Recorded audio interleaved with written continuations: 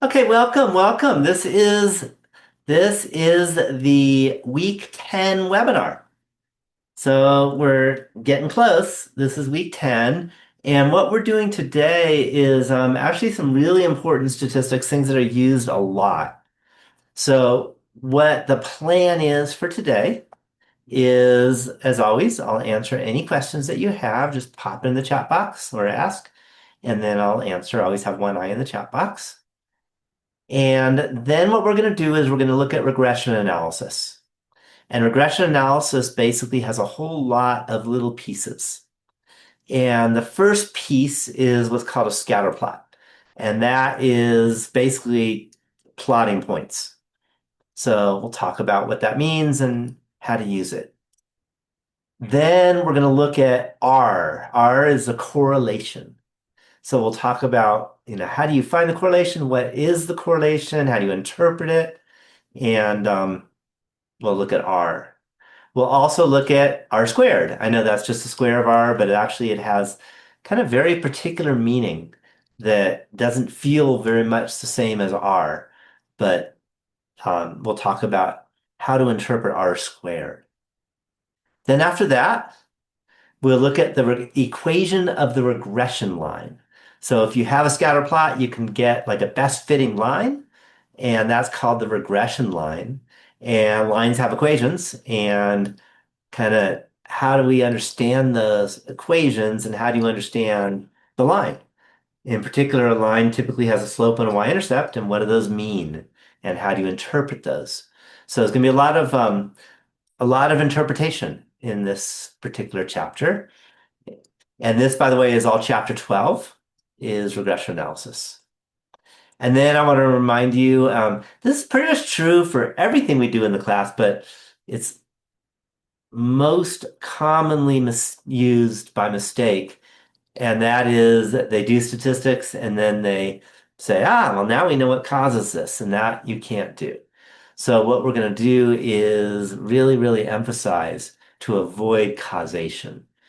Okay, and what words you should use and you should not use so that you can really avoid causation, but talk about what the regression line is all about.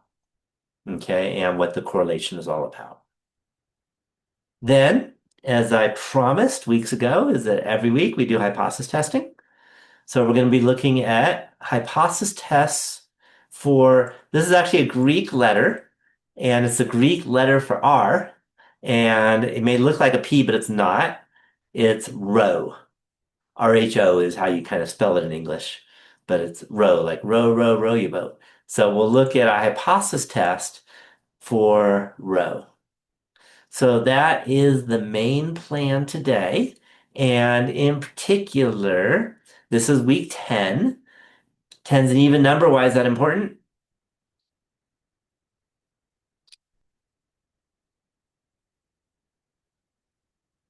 Why is it important that 10 is an even number?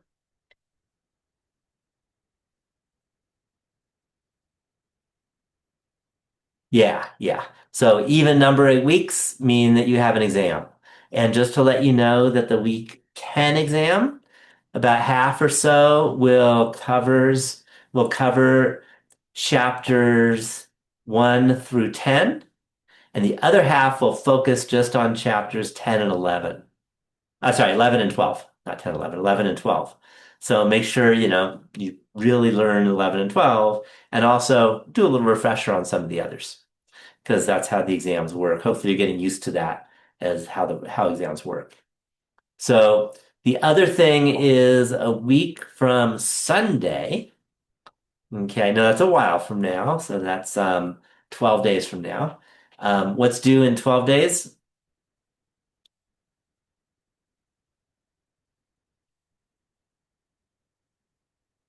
Hopefully you all know. It's a big thing due in 12 days, which is a week from Sunday. Yeah, project two. So it's really important that you and your partners work together and write out your draft of project two. I recommend within a week or so to have that draft done so you can send it to me and then I can help you out. Okay, those Those who don't send the draft, the problem is that I can't help you. So I can let you know it needs to be fixed. Hopefully you all have partners. Remember, that is an absolute requirement. If you don't have a partner, it's a huge, huge deduction in grade. So make sure you have a partner for the project or it won't go well for you. The last chance for the draft is a week from Thursday, which is 9 days. 9 plus 8 is 17. So that'd be six, that'd be June 17th. And that is 8 a.m. But it's better to submit it before that because I, if you all submit it at 7:59 a.m., I'll have, hundreds of pages to read and comment on, and that could take days. So the earlier you do it, the earlier I'll be able to get it back to you and let you know what needs to be improved upon. Does that make sense? So that's the draft due date. Okay, and also always feel comfortable to get help with the tutors. Tutors are always happy to help you out. Okay. Any questions? Any other questions? These are great questions, by the way. Like one of the big points of having a webinar instead of just having you watch the video is to be able to ask questions and I immediately give you, responses. Okay.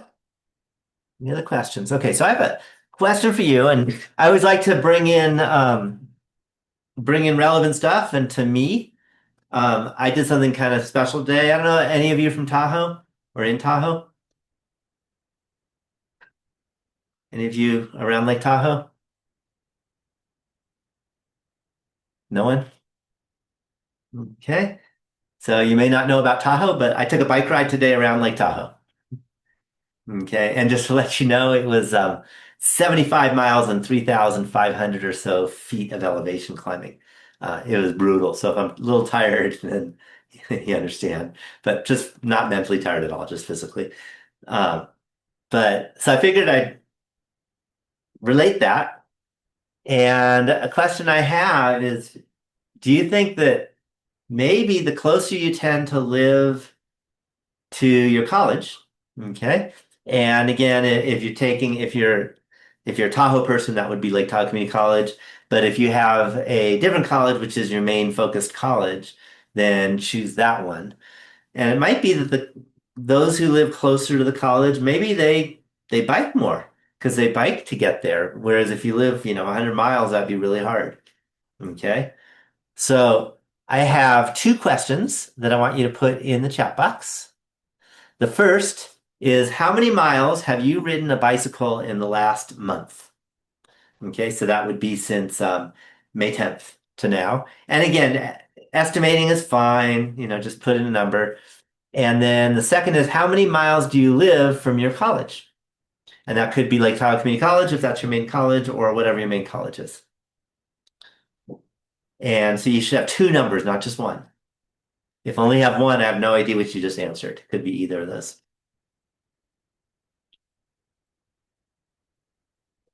And let's see if I want all of you to do it. Otherwise, we don't have enough information.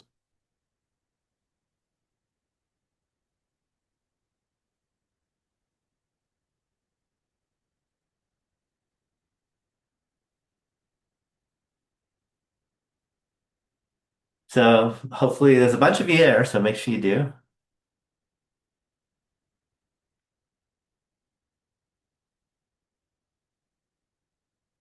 Hoping somebody has a bicycle.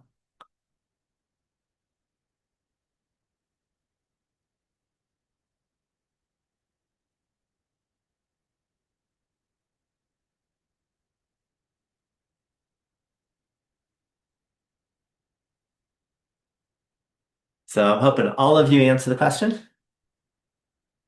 Okay, this isn't one of those things. I don't think this is one of the things that you'd be embarrassed about. So, but if you are, you make something up that's reasonable. So maybe everyone should answer.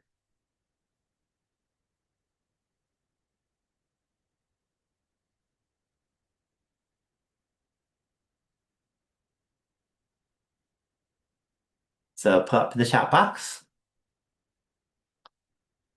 Okay. Oh, we got a lot of zeros. I guess some of you don't ride a bike. Whoops, 10, not 19.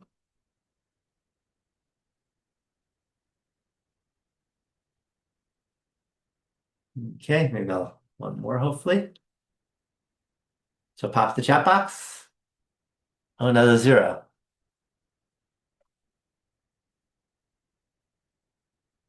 150 miles away from your college. Wow, that's far. That would be a long, long drive. Okay, so that's one, two, three, four. One, two. So it's another zero there. There we go. Okay. All right. So the data wasn't quite as good as I wanted because it was almost all zeros, but better than nothing. So one thing we can do is we can go to the calculator. Any guess on which calculator number we are? And one hint is we're almost done with the class. Yeah, this is 24 because we're doing regression analysis. There's only one calculator after that, and that's next week. Okay. And you could either do by plotting points or by putting in the X and Y separated by commas. I'm going to do X and Y separated by commas. I'm going to copy and paste. This is the easiest.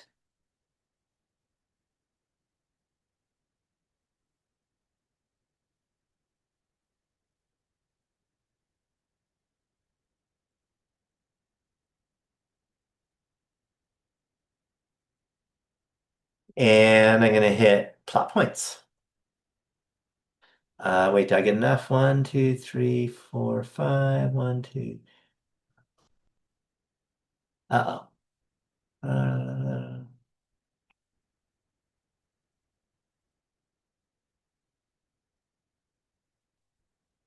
0, 0, 200, 0, 0, 3, 6, 15, 10, 50. Oh, it may have a problem because there's only two data points. There's only two. Oh, there's a decimal. Oh, yeah. Thanks. There's a mistake. Let's try again. Much better. Okay. Thanks for finding my little mistake. Yep. Decimal instead of comma. That'll always get you. Okay, so this data is not quite as interesting as I was hoping because almost everyone had zero for the number of miles that they've driven in their bike on their bike in the last month. But that's okay. And we have all kinds of things. So the first thing we want to look at is right here. And what this is, if you look at these little red points here, these are the points of the answers that you had. So you'll notice that, you know, there was a person here, which was 0, comma 1, I think, and then here, and then here, and then here, and then there was a person here. You can kind of see how those points are. Any questions on that? Okay, so this, if you just look at the points, don't worry about the line, then this is called a scatter plot. So a scatter plot is basically just drawing the points of the answers. So what we're doing today, by the way, is we're doing regression analysis. So unlike last week, this time there's two survey questions, but both of them must be quantitative. And what we want to see is what is the relationship is what is the in particular the linear relationship between them. So as one increases, does the other increase? Does the other tend to decrease? Is it all over the place? What's going on here? Any questions on the idea of what regression analysis is all about? Okay, because if it does decrease, for example, then it gives you information. If you happen to know the first variable, if you happen to know how many miles a person rode on a bike, then you have a better guess on how far they live from campus or from the college. Any questions on this idea? Any questions? Okay, and this is a scatter plot. Again, this isn't necessarily the very best example because I didn't expect all of you to say zero or almost all of you to say zero, but at least you can see it. Any questions on kind of drawing the scatter plot? And of course, the computer does it for you, but you can also draw it by hand too. Plotting points hopefully is not hard for you. Any questions on the scatter plot? Okay. Then there's R. So R in this case was negative 0. I'll round to the nearest two decimals, which would be 30. Negative 0.30. So let's write that down.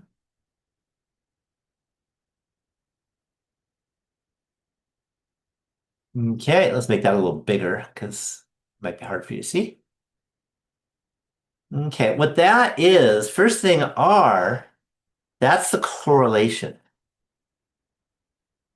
So R is a letter we use to talk about the correlation. I'm sure you've heard the word correlation before, but you probably don't know all the details. And I will let you know that the math to find R is really hard. We're not doing it in this class. That wouldn't be elementary statistics. It goes through a lot of stuff. Okay, but it's pretty cool. So what I really want you to do is understand kind of what it tells you. One thing that's important with R, in this case, it's a negative number. And what that tells you when you have R being a negative number, it tells you as the first variable increases, the second one tends to decrease because we have a negative R, a negative correlation. So in this case, we're talking about the tendency if of people who tend to of people who have ridden more miles on their bikes in the last month, they tend to live closer to their college because R is negative as one's up, the other's down. Any questions on that? And closer means a smaller number, right? A smaller distance from the college. Any questions on this idea? Okay. Just to note, R, this correlation, is always between -1 and 1. So if R is close to 0, then it's not a great estimate. It doesn't help that much to be told how many miles somebody has driven. Sorry, when someone has been on their bike in the last month. Okay, and notice R is pretty close to 0. Negative zero point 0.3 is pretty close to 0. Whereas if it was, say, negative zero point 0.9, that would be close to -1. And then it would be a very good predictor. Do you see that? Okay. And then there's R squared. R squared, math-wise, is really easy because you just take R and you square it. And you'll notice it's about 0.09 to two decimal places. Okay. And you probably could have done that in your head because 3 squared is 9, and you move the decimal. Okay. So one thing to note, R squared is always a positive number. Okay, or 0. R squared can never be negative. And hopefully that makes complete sense because if you square a number, if it started negative, you're positive. If it started positive, you're positive. So you can't end up with negative when you square. Any questions on that? Okay, so now R squared, notice that's really close to 0, which means it's really not very helpful to know. It's very unhelpful to know how many miles they've been on their bike in the last month in terms of how close to the college they are. Any questions on the idea of this? Any questions? Okay, so let's interpret in words since I kind of interpreted it. But now let's interpret these and let me type them out so you see them written. Otherwise, I talk too fast. So let's make this big. So notice R squared is negative 0.30. And that tells you as the number, or actually maybe four people, maybe students, because it was about college, students, college students,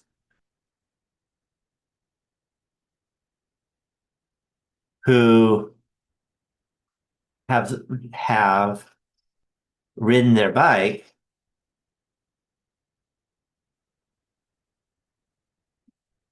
a lot of miles, there is a tendency for them to be closer to their college because R is negative.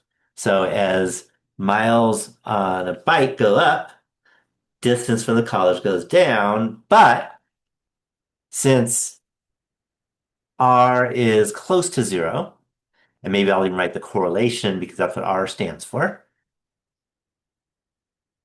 is close to zero. This is not a good predictor.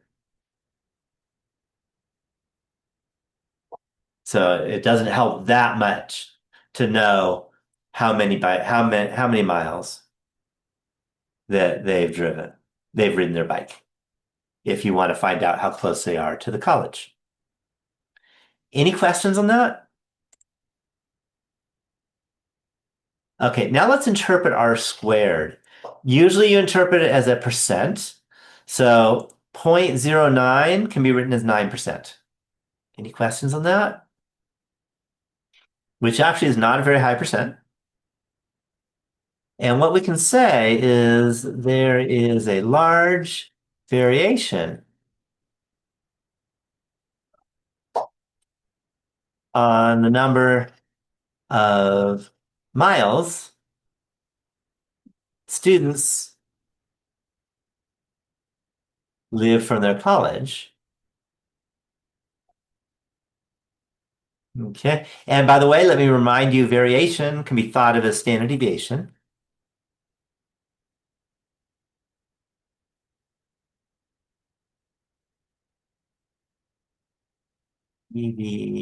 Deviation on the number of miles students live from their college.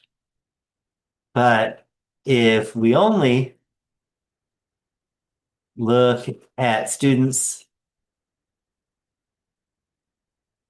who all have ridden their bikes the same number of miles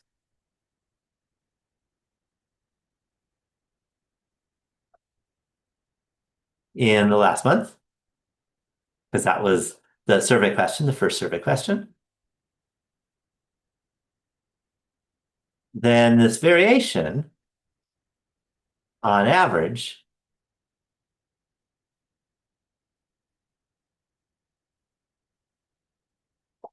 tends to decrease by 9%, which isn't that much of a decrease. So what R squared will give you is it'll give you how helpful it is to know the answer to the first question, which in this case was how many miles have you ridden on your bike? How helpful that is in terms of being able to predict the number of miles from their college. Because if the variation becomes really small, that means you have a really good prediction, right? Because the standard deviation is tiny, then you almost know for sure what someone's going to do. Any questions on this? And hopefully by now in this class you understand standard deviation well enough. Any questions? Okay, I'm always happy to answer them. I also want to let you know that I just typed a lot. Okay, there's no short way of doing this, and you want to use, and you are required to use this format. It's one way I can detect if you're using AI, because if you use a completely different format, that means that you just have an AI do it for you. So you need to use the format that I gave you. Any questions on that? Or you lose points. Okay. That's been true for the whole class when I do formats. Okay, so here is some more information about correlation. Let me make it a little bigger.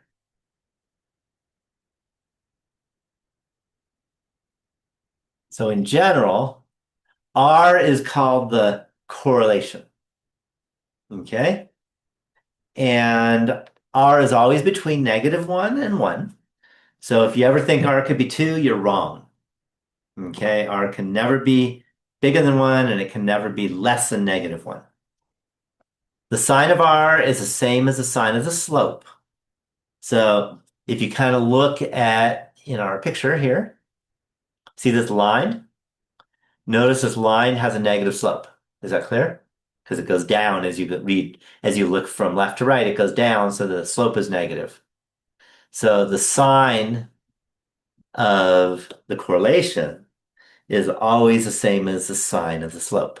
So if the correlation is negative, then the slope is negative. If the correlation is positive, the slope is positive. Any questions on that idea? Okay. If R is close to -1, the points are close to all being on a negatively sloped line. And by the way, it doesn't mean that it's a negatively sloped line with slope -1. It just means it's a negatively sloped line. It could be a negatively sloped line with slope -3 or something. Okay. If R is close to +1, then the points are all close to being on a positively sloped line. And same idea.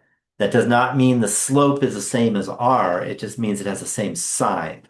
And if R is close to 1, then they're really close to being on the line.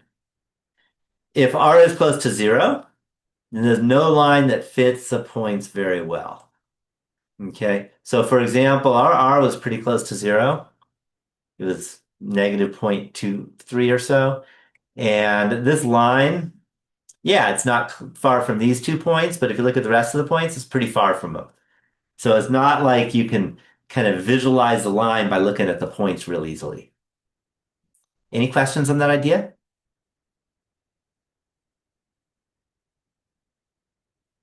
Okay. And I always like to think, except for tonight, if you look at the points and R is really close to 0, then it doesn't look very different than looking at stars in the sky. Why did I say except for tonight?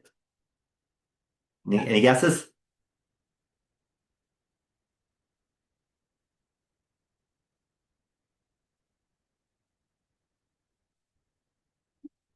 Okay, you may not know, but tonight's a full moon, so you probably won't see any stars.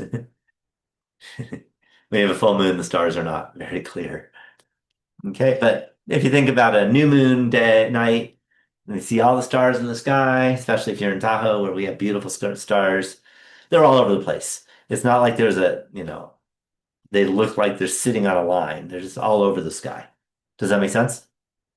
That's why I like to think about that one because hopefully you all know what the sky looks like. All right, so now I have a question for you. Can you think of a real life example of two survey questions? Okay. It's a low-lying strawberry moon tonight. Yeah. Won't see it again until 2040, so that'll be a while. Okay, think of a real life example of two survey questions, okay, or measurements, where R is one, exactly one. See if you could pop in the chat box an example where R will be exactly one. Right? What would the survey questions or the data that you collect be so that R is exactly one? Two different survey questions. See if you can pop in the chat box examples of two survey questions or two things you collect. Give you a minute or two where R is one.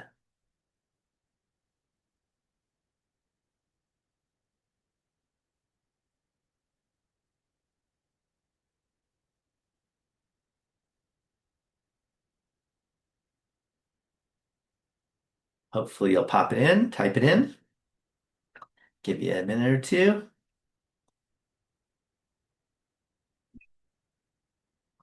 By the way, there's lots of good examples. So hopefully you can come up with some.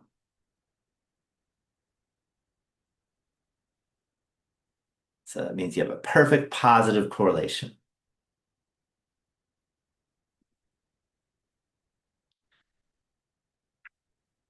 Hopefully you're all typing and then hit enter.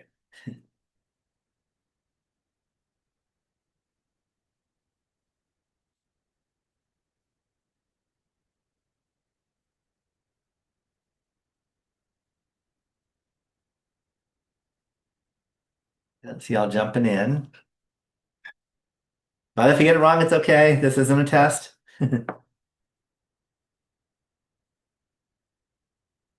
Yeah, thinking.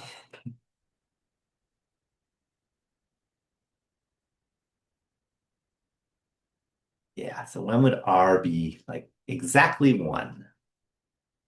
Positive one.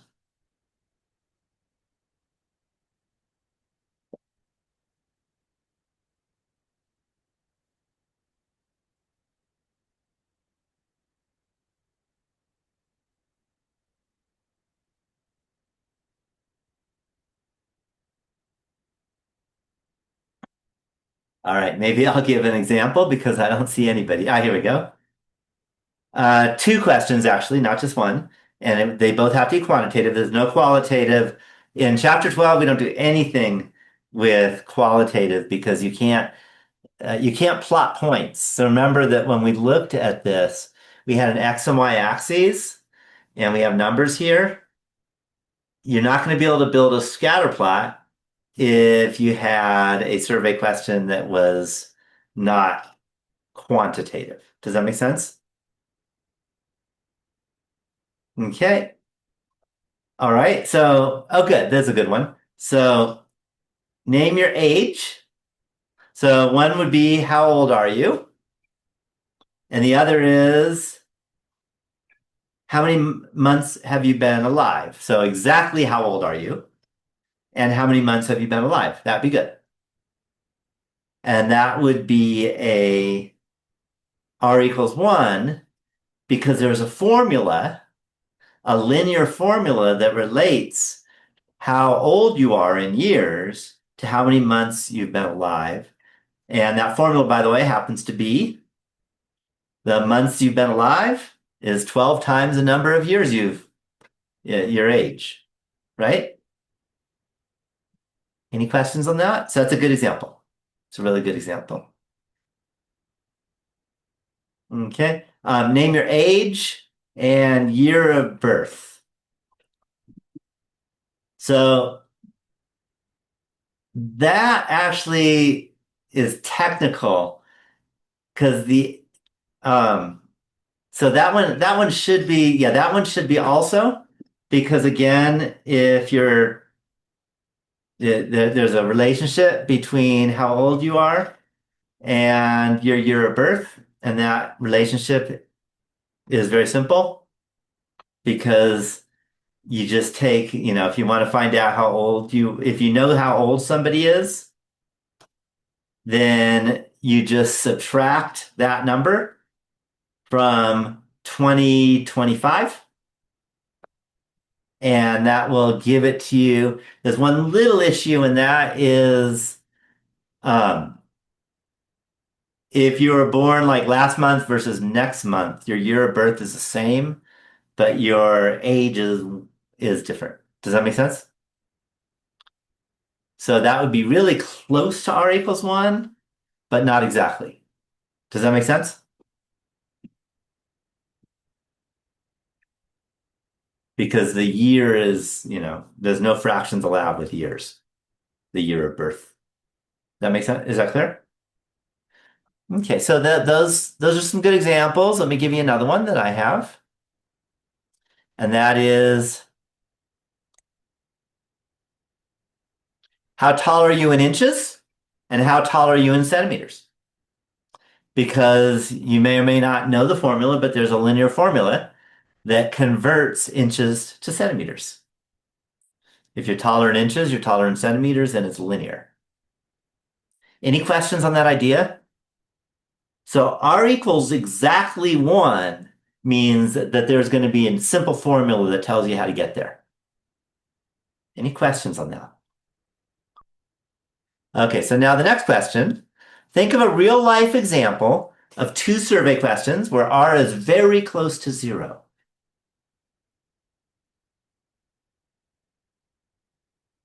Let's see if you can pop in the two survey questions where R is very close to 0, okay, or two data collections.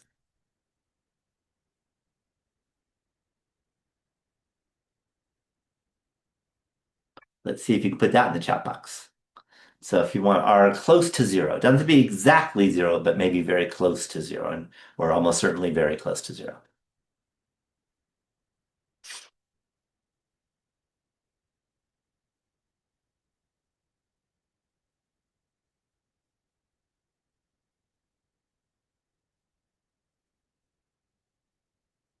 See, I'll pop in the answer, hopefully.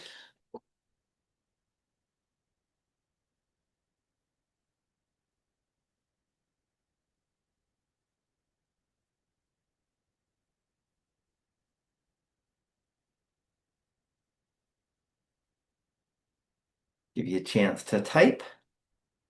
So think of a real life example of two survey questions where R is very close to 0.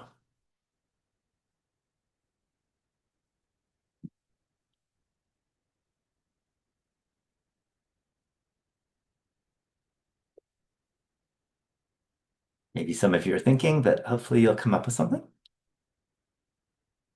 Because I want you to understand the idea of correlation, not just the formula, because the idea is really important. And being able to come up with these examples helps you understand the idea. So what two things might have a correlation very close to 0?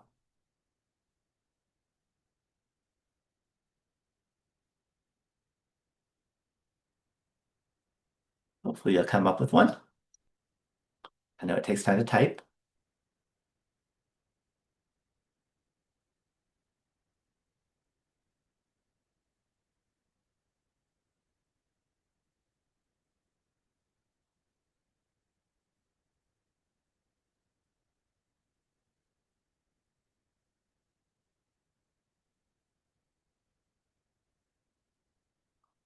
Okay, how many hours do you work per week?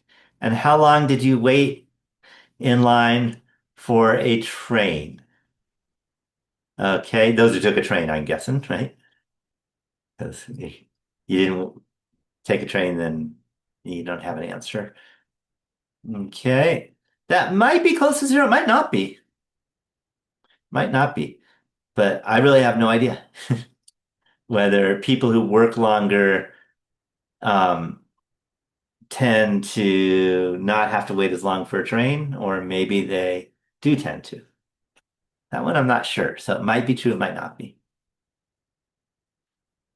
Okay, let me give you an example. Okay, how many hours do you work and how much did you spend at a grocery store? That actually would not have a correlation that's close to 0. Because if you work more hours, then that probably will be related to how much you spend at the grocery store. For example, if you work a whole lot of hours, you might need to eat out more often because you don't have time to cook. Does that make sense? Yeah, so that might have a negative correlation actually, not -1, but a pretty strong correlation. So let me give you an example. So the first would be what is the temperature in South Lake Tahoe on a certain day? Okay, on that day. And what was the total number of points in a soccer game at the high school in New Zealand?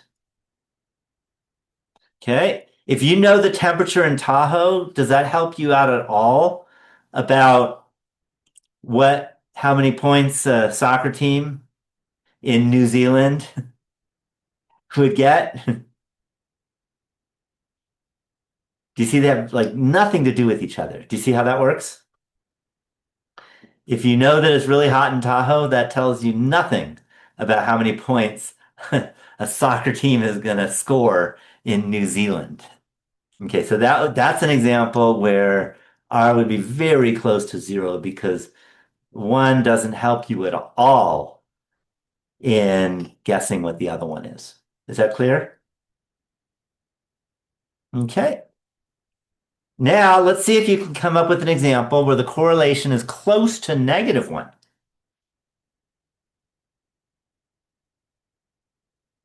So can you come up with a correlation that is close to -1? Again, two survey questions or two data collections. See if you can come up with that. There's lots of good examples of that one too. It doesn't have to be exactly -1. Close to -1 is really even better, is what I want.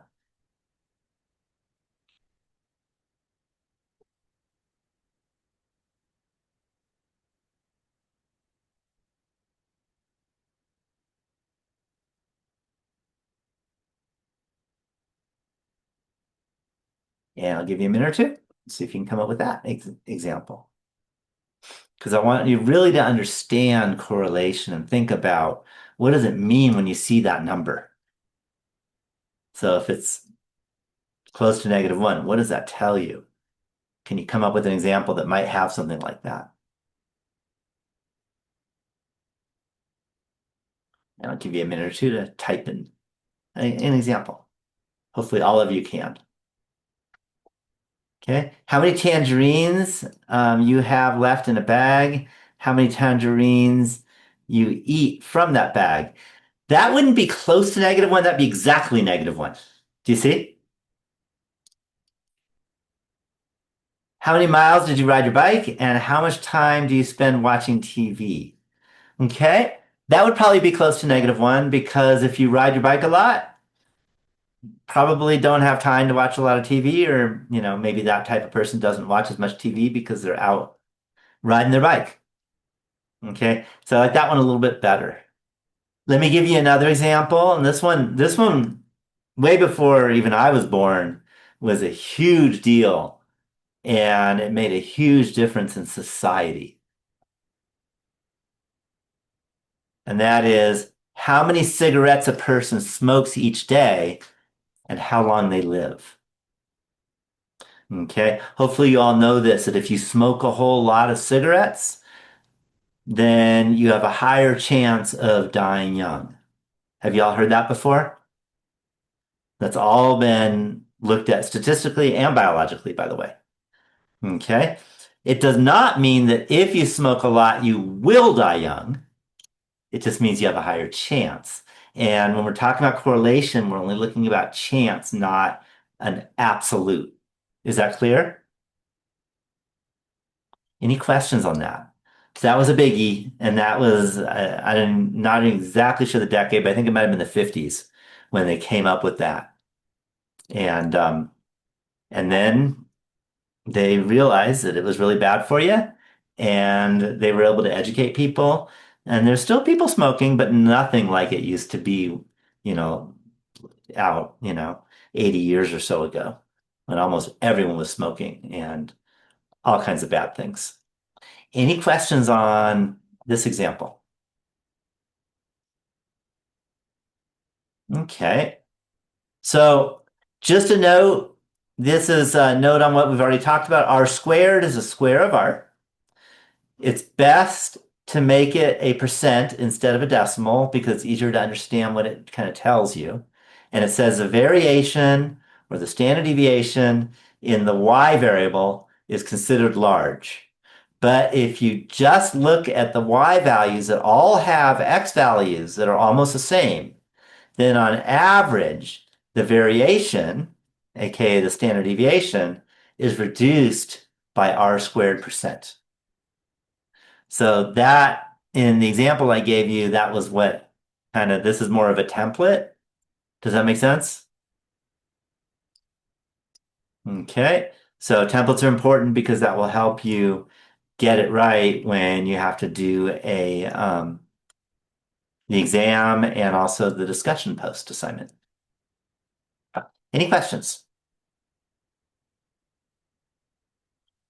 Okay. So here's an example. Let's suppose that the city population size in thousands versus the crime rate per thousand, they got R was equal to negative 0.36. Okay. So first thing, negative 0.36 is not that far from zero. Okay. You want to say, hey, is it really close to negative one? No, it's closer to zero. Does that make sense? So there's a weak. Very important to understand when to say weak. Weak means you're closer to zero. There's a weak negative correlation between city size and crime rate. Any questions on this idea? Okay. If you take r squared, so if you're given r, it's really easy to find r squared, especially if you have a calculator. If you take negative 0.36 and you square that, you get about 0.13. And it's easier to turn it into percent for understanding it, or 13%. So we could say there's a large variation in crime rate from city to city. But if we only look at cities that all have a similar population sizes, the variation in crime rate is reduced on average by 13%. Any questions on that? Which is not a huge reduction, but at least a little bit. Any questions on that? Okay, we'll do some more of these in a little bit. Okay, so let me ask you, is anyone from Tahoe? Anyone here from Tahoe? Yes or no? Yes, you're from Tahoe. No, you're not in Tahoe.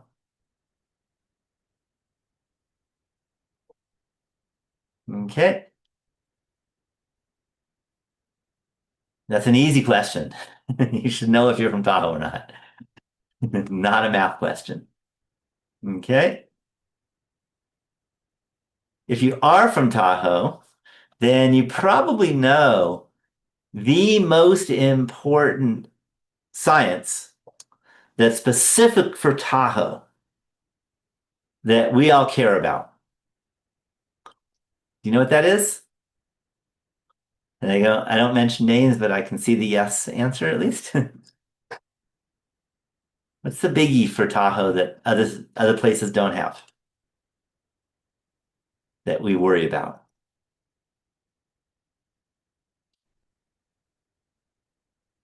No? Yeah, water pollution. Yeah. Now, I don't know if you're not from Tahoe, so you probably don't know the words we use and what matters. Um, we don't usually call it water pollution. We call it lake clarity. So we call it how clear is our lake? That's kind of the important thing that we look at is we want to make sure that the lake does not get all murky. Does that make sense? So what I was able to do, it turns out UC Davis they're the researchers for all this. They have a center actually in North Tahoe that I biked real close to today as I was biking around the lake. And they came out and they've been doing this since 1965 or so. And I'm going to show you between 1965 to the year 2000 or 1999 actually what they have. Okay, this comes from them. And this is a scatter plot of lake clarity or year versus lake clarity. So the x-axis is the year, okay? And just the way it's written, it was the year since the year 1900. So that 70 means 1970, but we'll call that x value 70 instead of 1970. It's just easier since they're all 19s. Okay. And the y value is the lake clarity. And what they do in terms of how they figure out lake clarity, they literally take a little dish called a seki dish and they tie it to a rope and they let it go down and down and down and down until they can't see it anymore. And then they measure how long that rope was when it disappeared. Okay, that's actually how they find out lake clarity. I've talked to them actually, and they let me know all their details. Okay, and this is a scatter plot. One thing that's a little bit tricky, if you look at this and you think about the line, is it a positively, do you think it's a positively sloped line or a negatively sloped line that would be the line of best fit for this particular scatter plot? What do you think? So in other words, another way of saying it would be, would the correlation be positive or negative based on looking at this? Remember, if you have a positively sloped line, the correlation's positive. If you have a negatively sloped line, the correlation's negative. What do y'all think?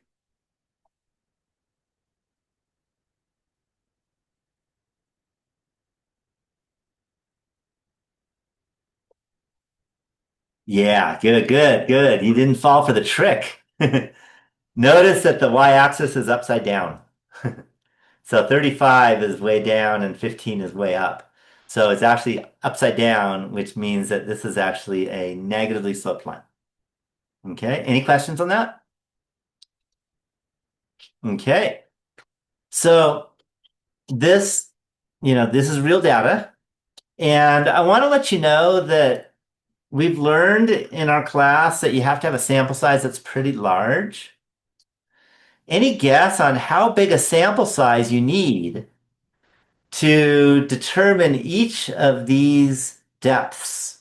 Because remember that every day of the year, the lake clarity might be different, right?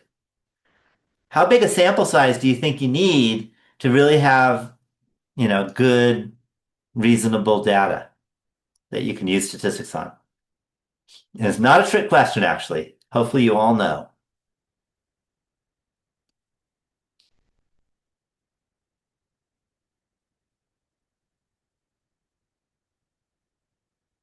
It should be obvious.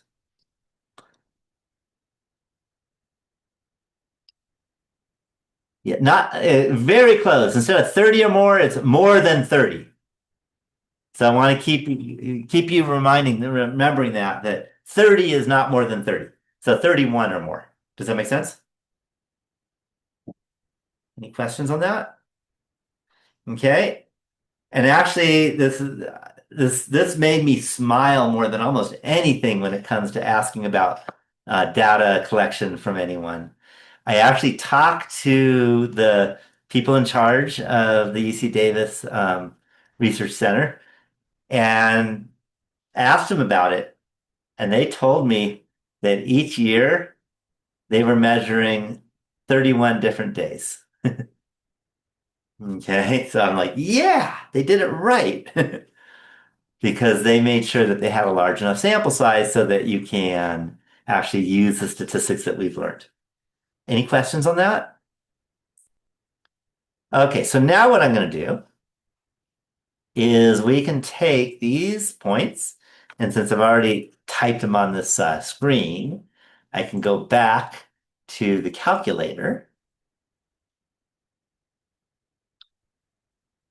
and I can copy and paste them in. So these are the dates. This is the year 1968, 1969, 1970, etc.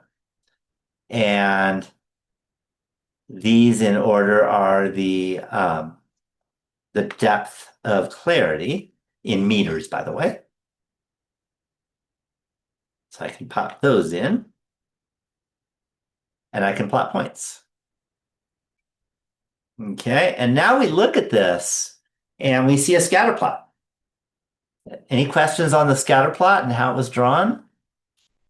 Okay, I know a computer did it. I actually coded it, but it's just plotting points. There's nothing fancy about that. And this line is what's called the line of best fit.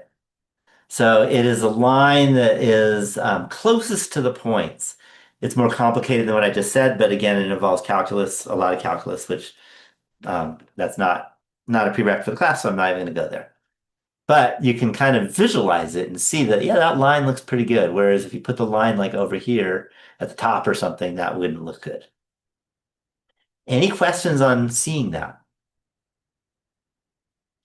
Okay, so now we have an R of negative 0.85 or so, and an R squared of about 0.72. Any questions on that?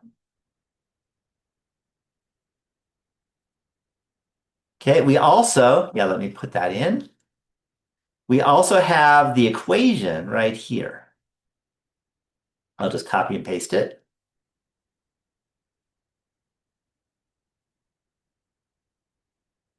So what is the slope of this line? Hopefully you remember from probably middle school, maybe high school, how you find the slope of a line if you see the equation. It's very simple. Maybe you can round to 2 decimals. What's the slope? Make it bigger so you can see the line a little better. What's the slope of this line?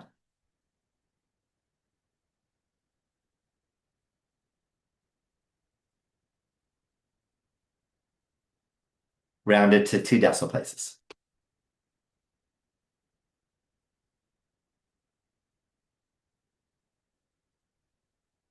Okay, close, but the x shouldn't be there. The slope of the line is negative 0.25.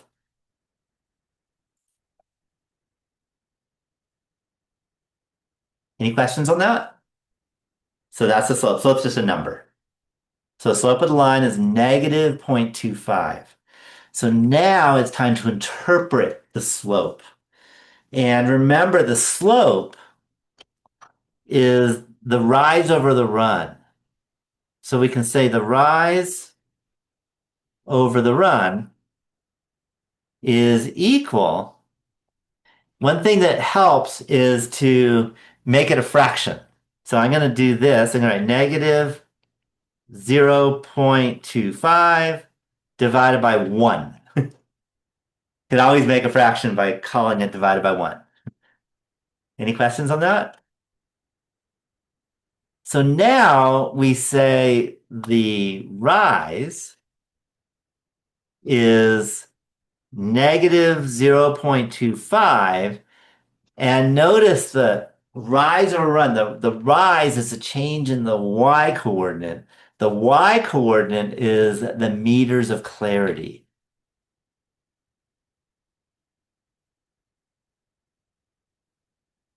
The run is equal to 1, and that is the years, because that's the x coordinate, is the year.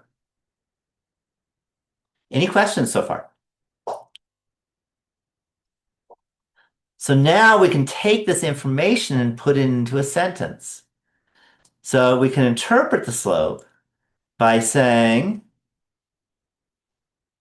for every year that passes, on average, the lake clarity has tended to go down by 0.25 meters. Notice a negative means down. If it was positive, it'd be up. Any questions on interpreting the slope? So it's very important that you know how to do that.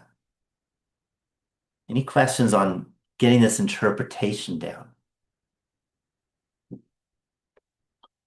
Okay. That is a slope. What's the y-intercept?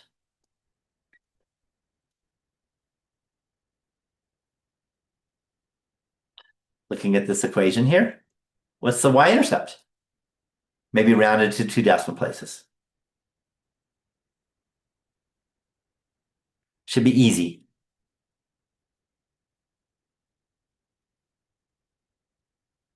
What's the y-intercept? Yeah, rounded two decimal places would be 45.62. So 45.61, but the next number is a 5, so you make that 102. Okay. So one thing that this really important is that for interpreting the y-intercept, if that is when x is 0, that's a good prediction for y. But if you look at the data, x=0 is the year 2000. I mean, sorry, the year 1900. And that's nowhere near any of our data points. Do you see that? The year 1900, because they started measuring in the year 1968. So if it's not anywhere close to your any of the data points, then the y-intercept is not very meaningful. Okay, so the y-intercept is the value of y when x equals 0. And just to note, if x equals 0 has no relevance or is far from the data values, or if the value of the y-intercept has no relevance, then the y-intercept has no relevance. Otherwise, the y-intercept is the best prediction for y when x is 0. Any questions on what the y-intercept is all about? So we can say our best prediction for lake clarity in the year 1900 is 45.6, but that's not so good. But since none of the data is anywhere near 1900, that would mean 0. This is not a good prediction. Okay, it's not very relevant because 0 is just too far from the data values. Okay, so now the next question is, what would be the best prediction for lake clarity this year? Okay, they haven't measured this year yet because we don't know what it's going to be next month, for example. They have to do it every, like throughout the year. What would be our best prediction for lake clarity? How do you find that out? And the key is this equation. So let me pop the equation again.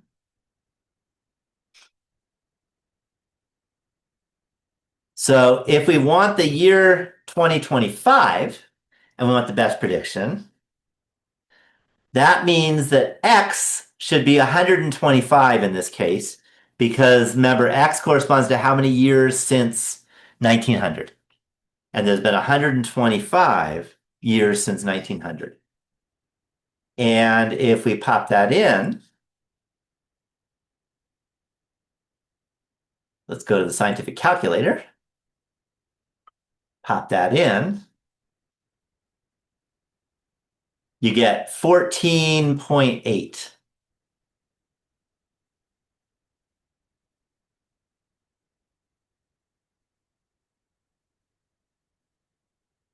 Any questions at all on how I arrived at 14.8? Okay, so just a big note, that would be horrible. Okay, notice that if you looked at the Lake Clarity way, way back when, Lake Clarity was like 30-ish. Do you see that? 14.8 is like way up here, and that means our lake would be horribly murky this year if this prediction was correct. So now let me tell you what happened. And this is one of my favorite stories. That is in the year 2000, the President of the United States came to Tahoe along with a bunch of Congress people. And the UC Davis group talked to them about the disaster that was happening with Lake Clarity and showed them the statistics. And this is one of the things that I feel like every president should understand statistics. I don't know if you agree, but if you don't understand science and a little bit and statistics, you shouldn't be president of the United States. Maybe you don't agree with that, but that, I don't mean you should be like a complete expert, but at least you should know elementary stats like you all are learning this quarter. Does that make sense? And the good news is President Clinton understood it. They actually showed the statistics to the president and to the Congress people and convinced them that this would be that we're falling in the horrible place. And it turned out they understood that statistics was telling what was going on, and they passed a law to do their best to change things so that the lake would get clearer. Okay, I can't go into all the details and all the things that got changed, but best management practices, sometimes you call it. Okay, and that happened. And one of the cool things is my student at the time, my I think it was my calculus student, but that's okay. Um, actually served the president lunch where he was that time because that my student happened to be working in that place where the president was and got to hand the president food and got to see it and told me all about the statistics that was looked at. So I know this for a fact. That kind of cool? Okay. So this is the newest data. You'll notice after the year 2000, what do you notice about the data points? So after 00, what do you notice about these points?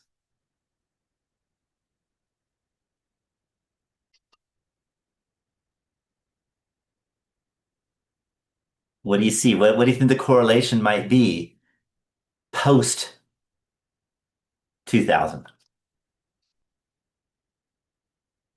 Any thoughts?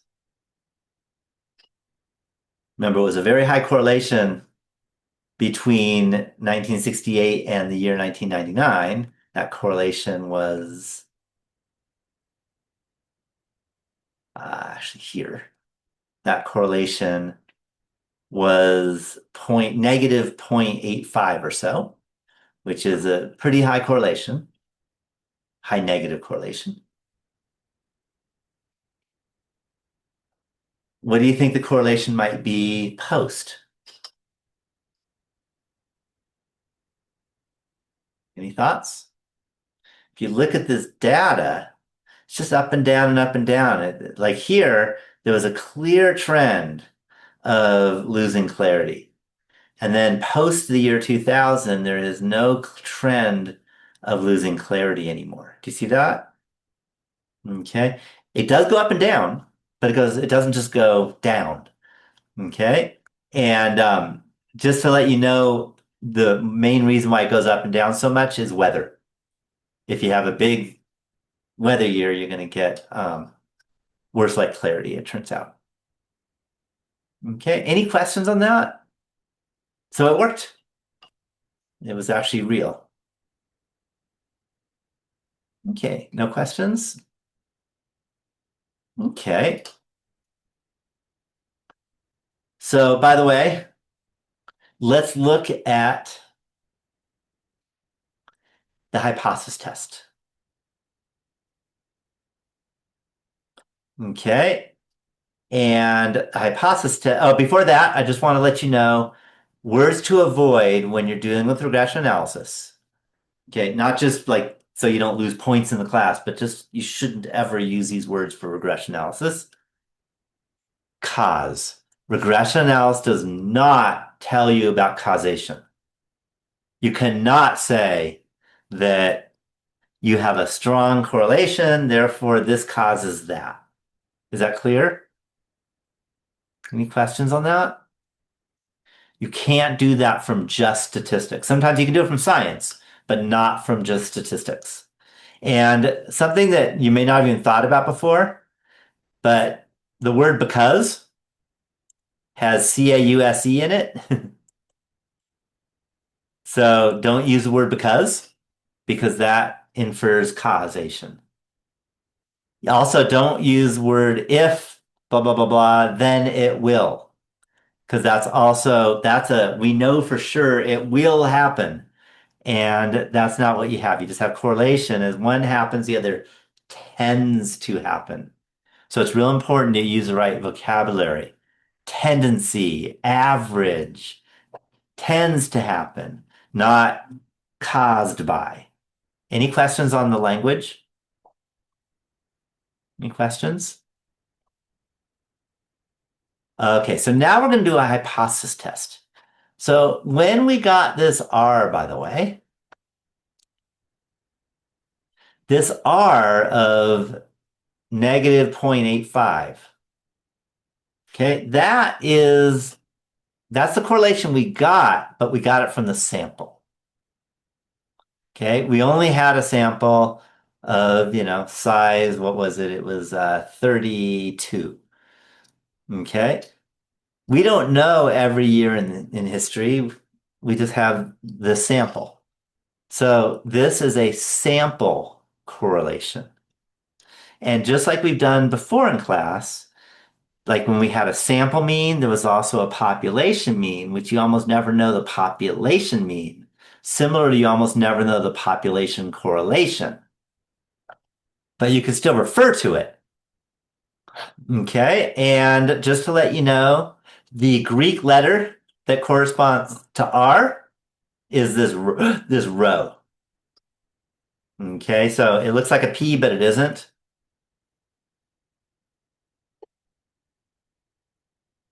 It's kind of a curly P.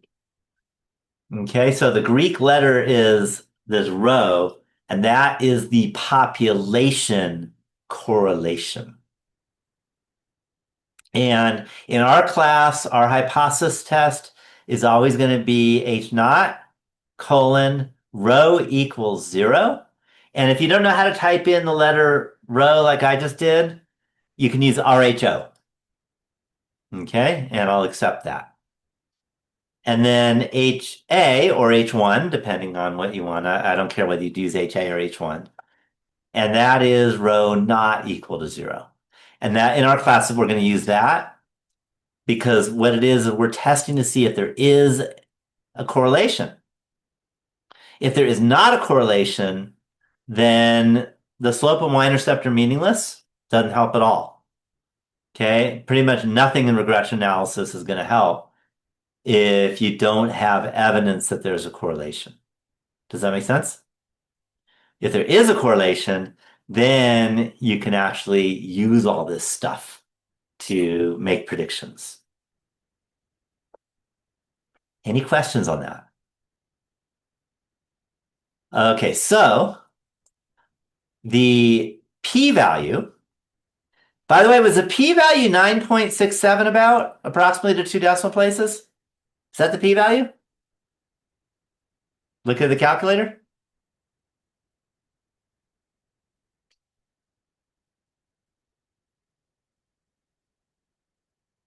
What do you think?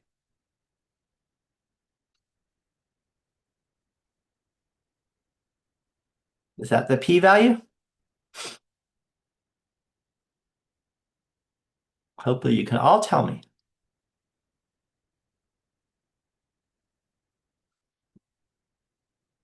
I don't see you typing in.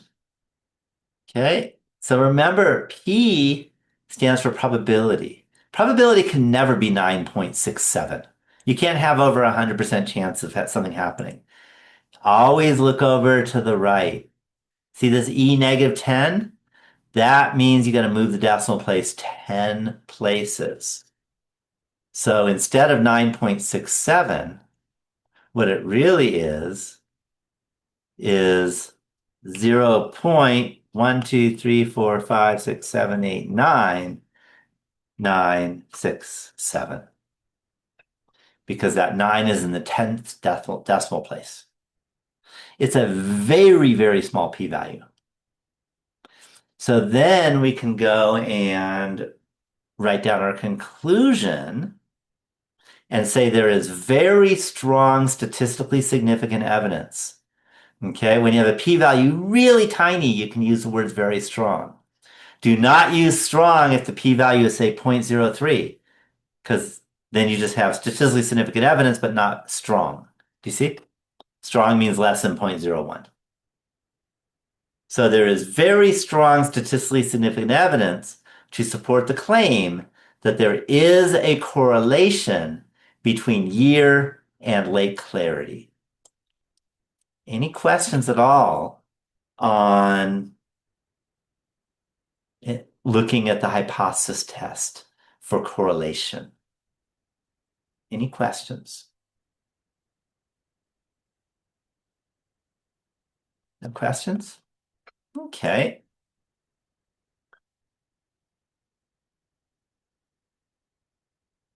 All right, let's do another example.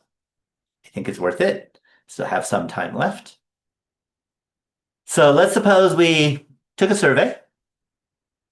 Okay, we looked at years of successful education after 10th grade and salary in thousands of dollars at 30 years old. And this is our data. We have 6 years of education, 2 years, 4 years, 6 years, 9 years, etc. And someone made $75,000, $18,000, $30,000. So that $30,000 corresponds to the person who had 4 years of education after 10th grade. Any questions on that? And let's look at a regression analysis. So I can pop this into the calculator. Let's refresh so we can clear out the calculator. So we got that one, and we got this one.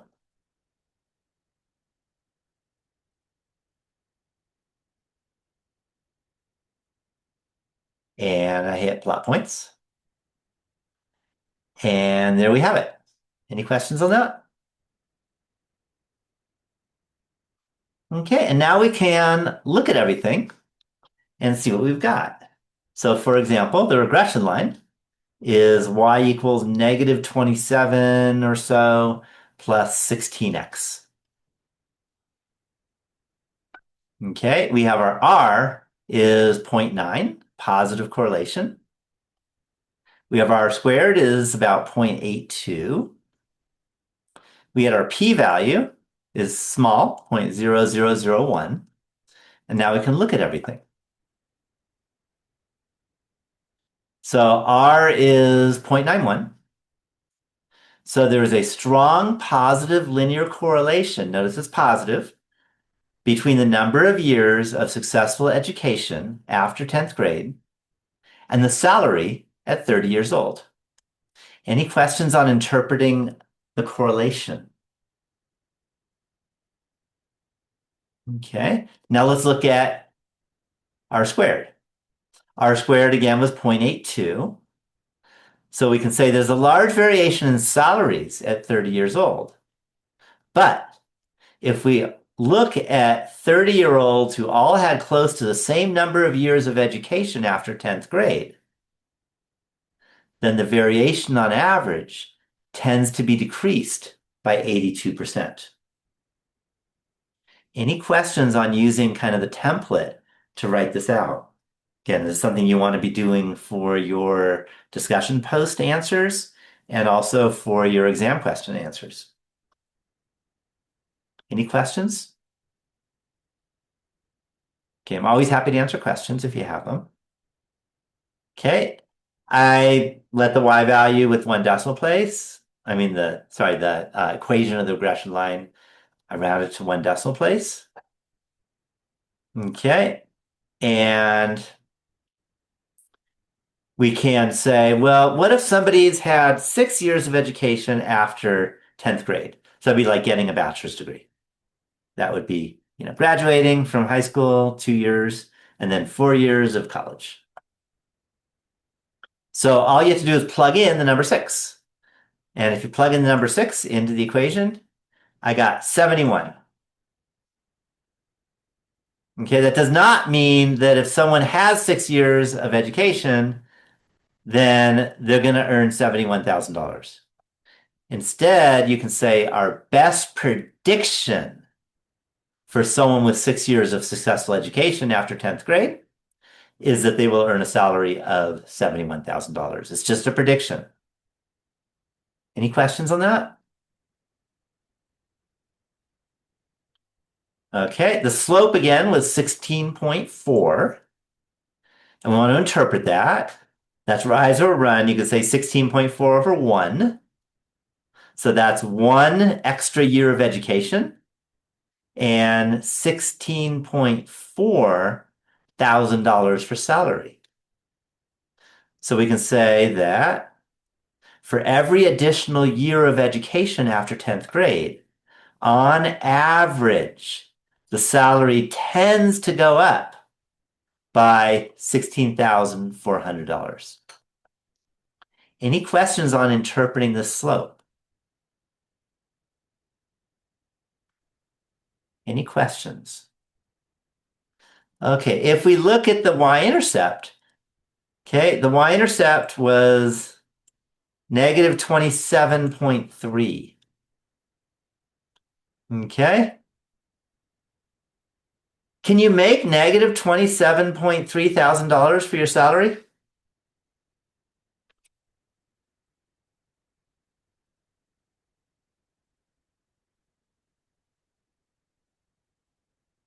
What do you think?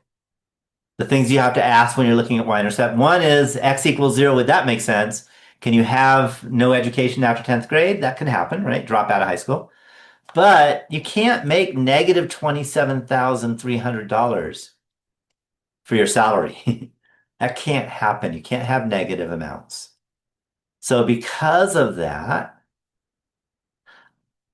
y-intercept really has no relevance in this case. Okay. If it did have relevance, you would say, hey, if someone had dropped out of high school after 10th grade and had no more education, then our best prediction would be they'd make negative $27,300, but that at age 30, but that doesn't make any sense because you can't. Okay. Had that number instead of been negative 27.3, had that number been, say, 10.3, then you'd say, yeah, that could make sense. And, you know, you would say that that would be our best prediction for someone who dropped out of high school at 10th grade, that that would be the amount of money they made for their salary at age 30. But in this case, with a negative salary, it can't happen. Any questions at all on interpreting the y-intercept? Or in this case, state one that has no practical relevance?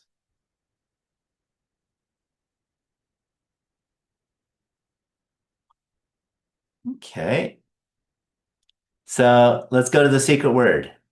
The secret word is predicted, because when you're looking at regression analysis, it helps you give a prediction of what your y coordinate is if you know your x coordinate. That's kind of the whole point, or a main point of regression analysis. There's other big things too, but that's one of the biggies, is helps you predict. So predicted, and that is the secret word. So hopefully you see how important regression analysis is. Turns out to be really, really important. By the way, it's used all over the place. AI, for example, uses regression analysis in a deep way. I don't know if you know, but the way AI works is it gathers a whole bunch of data and then uses that data to make predictions. And then based on the prediction, then that's what it gives. Okay, and it's complicated. I can't get into the details because it is complicated, but I have coded in AI. And so you definitely need regression analysis. I do want to let you know a few more things, and that is this is elementary statistics. So we only do the basics of regression analysis. So often you don't just have one variable, you could have many variables, and then you do what's called multiple regression analysis. But we don't do that in our class, not because it's not important, just because we can only do so much. So make sure, for example, when you post your discussion post link, that it's not just multiple regression analysis. That's a common mistake. I put it in the instructions, but I want to just remind you again that make sure that it's a single regression analysis. When you post your discussion post, make sure that you can actually see a scatter plot. It helps. Okay. And also make sure they give what the correlation is and the p-value. because that's important. If you give R squared is really easy to square it. But, and if they show the scatter plot and they give R squared, you take a square root, and if the slope looks negative, then you know it's negative. If it looks positive, it's positive. But make sure that when you post, because a lot of people have trouble getting a good post for that because they just type in regression analysis and either they get something on regression analysis and that's not okay, or they get something that uses multiple regression analysis and that doesn't work either. And then again, sometimes you can't do it. So if you can't find the slope and y-intercept and the correlation and the p-value from the article, then don't post that article. Got it? Just want to let you know because that's a common mistake people make. Okay. We're pretty close to out of time. It's 7:28. I like to end around 7:30-ish. We're pretty close. But I want to let you know, as always, I'm here to help out. So if you have questions, even after I stop the recording, I'll be happy to answer questions. And also, you can post on the Project 2 discussion board. You can post on the Q&A board. Come to my student hours, and I'll be always happy to answer questions. But if you don't ask a question, I can't read minds. So I can't help you unless I know that you need help, that you're asking for help. So, please come and ask questions. Okay, so I think I am going to stop the recording. It's pretty close to 7:30. And next week will be our last webinar. So let me do that.